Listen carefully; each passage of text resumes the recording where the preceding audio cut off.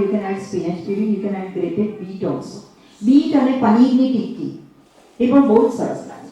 બીટને છીણી લેવાનું છે, પનીરને છીણી લેવાનું છે, બંનેને સોરી બીટને બોઇલ કરી અને સ્મેશ કરવાનું છે. એની અંદર ટોફુ અથવા પનીરને ગ્રેટ કરીને નાખવાનું છે અને make small small tikki of. Nonstick ઉપર તમે શેકી લો. I can cook 10 tikki or 10 burger or cutlets with 1 teaspoon of oil, olive oil.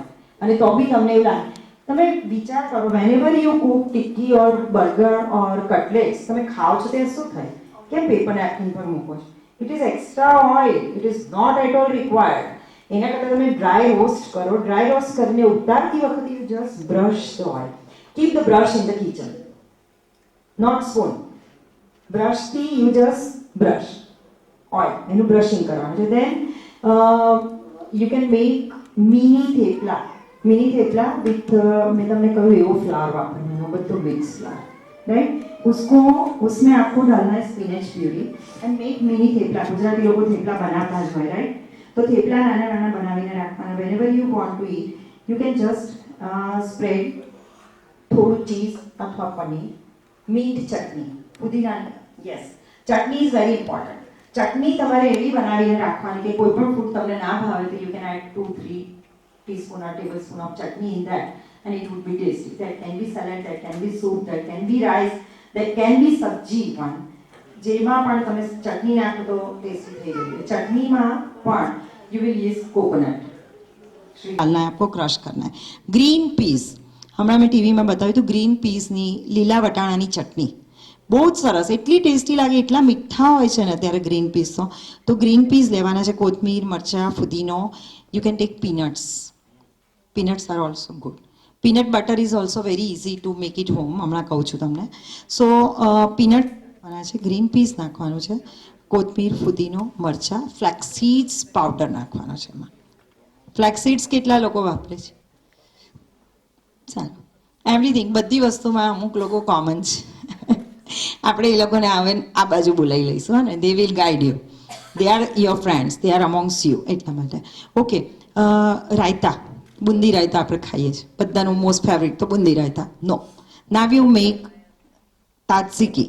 તાત્ઝીકી is one type of the dip, અથવા તો આપણે કાકડીનું રાયતું જેને કહીએ ને તે.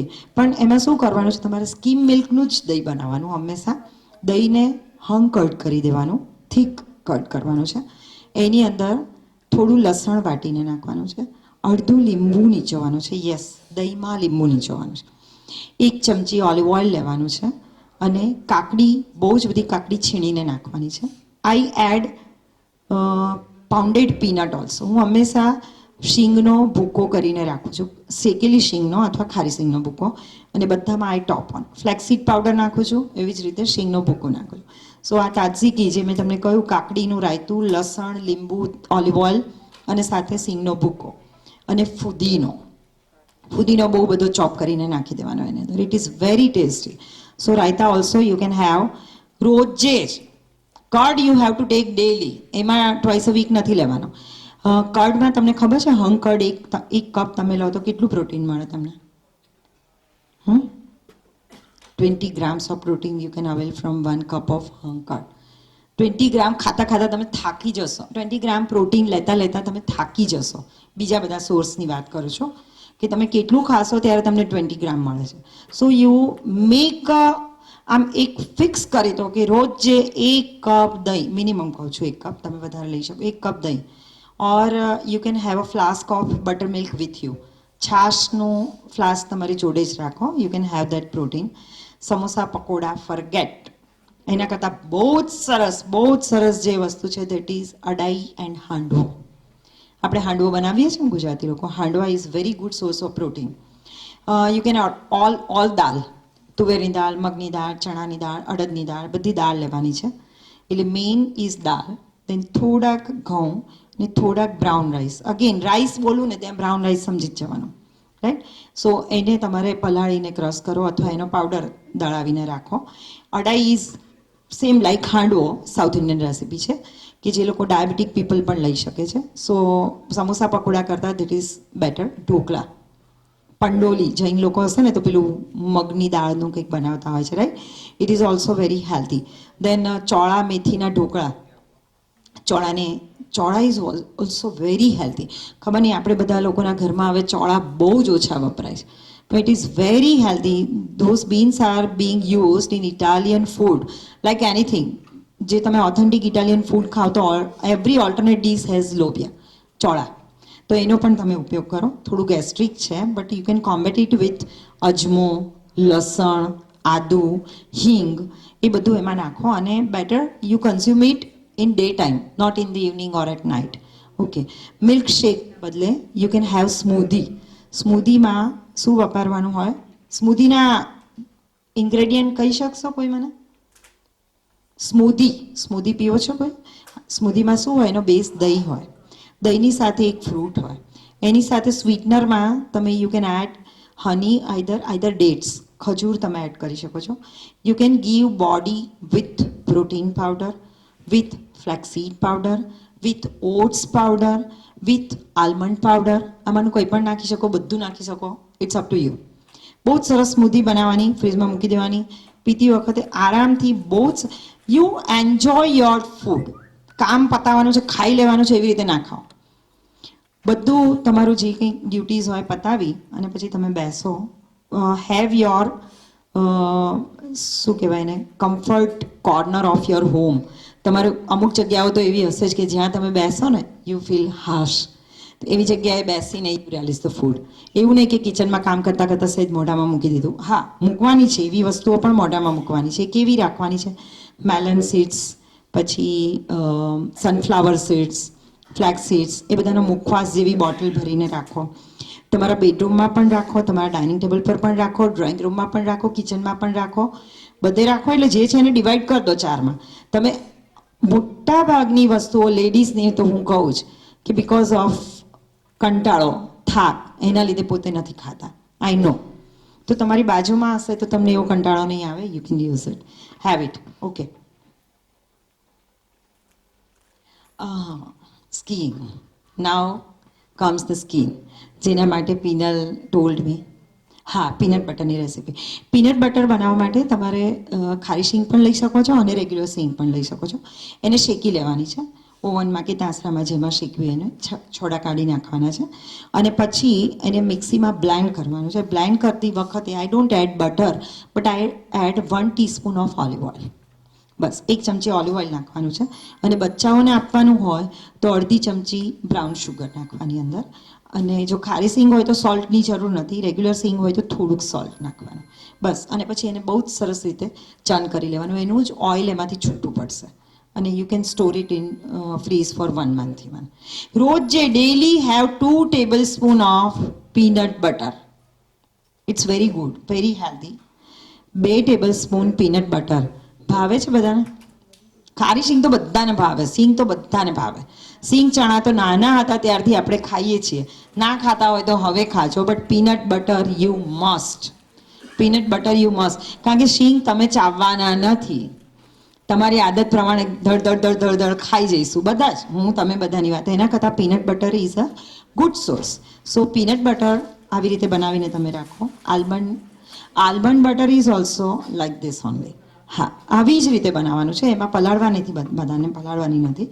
આલમંડ એન્ડ વોલનટ બે મિક્સ કરવાનું. અને પછી એને મિક્સીમાં ક્રશ કરવાનું. 1 ચમચી આલમંડ ઓઇલ નાખવાનું, not olive oil, almond oil નાખવાનું. અને પછી almond butter. It is also very tasty. એની અંદર સહેજ સોલ્ટ નાખી દેવાનું. Either you can roast it with salt, આલમંડને. ઓકે. તમે રોસ્ટેડ નટ્સ પણ લઈ શકો છો. Almond, cashew. કેવી રીતે લઈ શકો? તમે જે બહાર ખાઓ છો ને ઘીમાં તળેલા હોય, ખબર છે તમને? અને ઘરે તમે માઇક્રોવેવમાં રોસ્ટેડ સ્પાઇસી નટ્સ બનાવો તો 250 ગ્રામ બદામમાં ½ ટીસ્પૂન ઓફ બટર જાય. 250 ગ્રામ બદામમાં કે કાજુમાં અડધી ટીસ્પૂન બટર જાય છે. અડધી ટીસ્પૂન બટરને માઇક્રોવેવમાં મૂકવાનું છે. 10 સેકન્ડ માટે ગરમ કરવાનું છે. બદામ કાજુ જે નાખવાનું એ નાખી યુ જસ્ટ સ્ટર ઇટ. સરસ કોટિંગ તરત જ થઈ જશે બધા ઉપર. અને પછી 250 ગ્રામ બદામ હોય તો લગભગ 4 મિનિટ માટે માઇક્રોવેવ કરવાનું. ઇન બિટવીન હલાવી લેવાનું.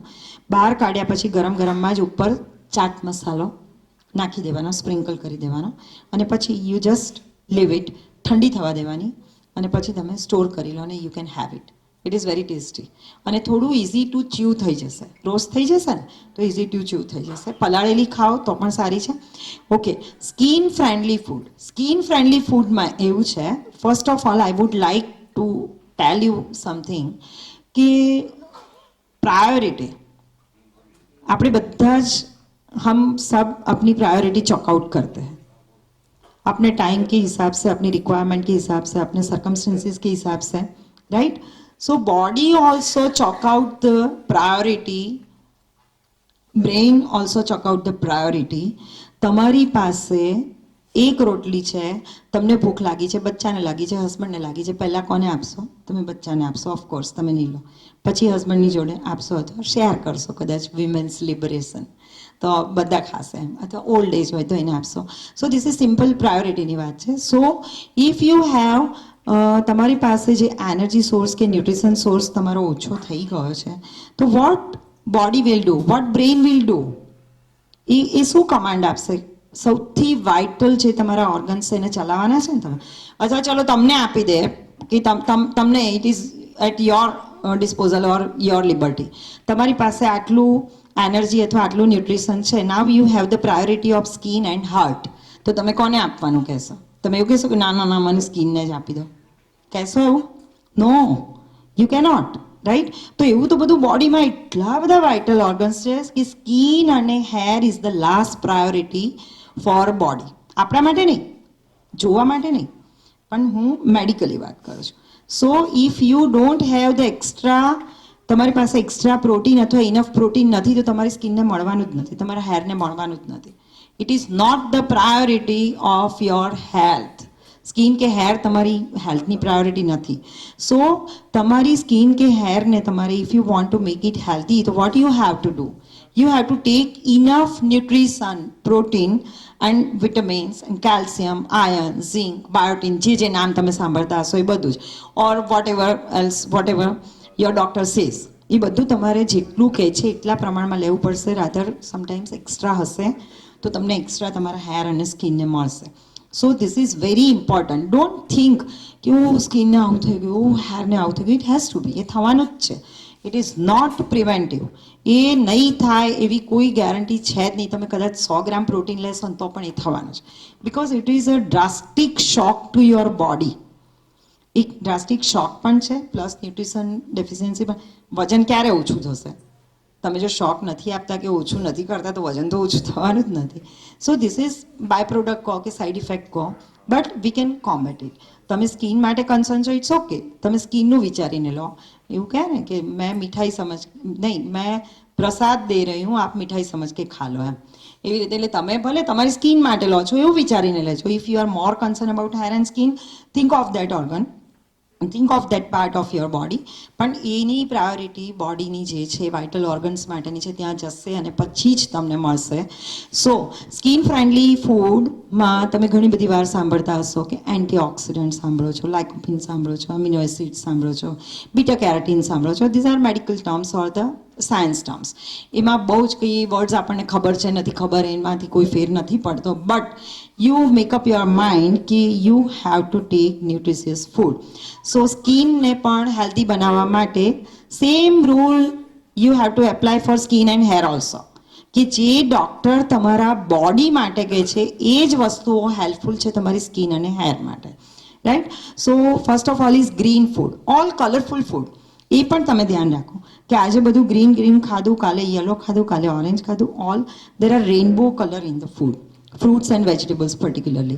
So you should have all the color. બધા કલરનો ડિફરન્ટ એડવાન્ટેજ છે, ડિફરન્ટ બેનિફિટ છે, ડિફરન્ટ એનો ઇમ્પેક્ટ છે તમારી હેલ્થ ઉપર, સ્કિન ઉપર, હેર ઉપર.